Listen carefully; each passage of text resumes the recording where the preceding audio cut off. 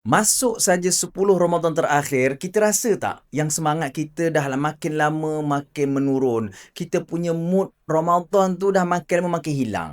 Kita dah rasa macam seronok sangat nak beraya. Betul, tak salah nak berhari raya. Cuma macam mana nak dapatkan balik kekuatan dalam ibadah. Lebih-lebih lagi, kita dijanjikan dengan Lailatul Qadar. Sebab itu saya nak kita sama-sama kita bawakan satu ayat ni dalam setiap waktu solat kita, setiap masa, supaya kita ada kekuatan dan semangat untuk beribadah. Kita baca sama-sama. Bismillahirrahmanirrahim.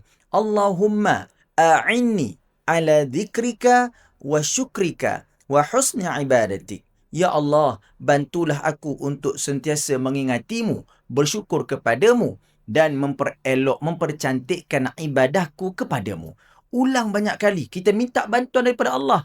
Kita minta Allah Ta'ala tolong kita supaya kita sentiasa rasa syukur, kuat beribadah dan kita dapat baiki ibadah kita. InsyaAllah 10 Ramadan terakhir ni tak lama, kejap sahaja. Dan di dalam tu ada Lailatul Qadar. Duduklah di tempat-tempat yang baik kerana di dalamnya kita dapat menikmati malam yang lebih baik daripada 1000 bulan. Amalkan, pasti mustajab.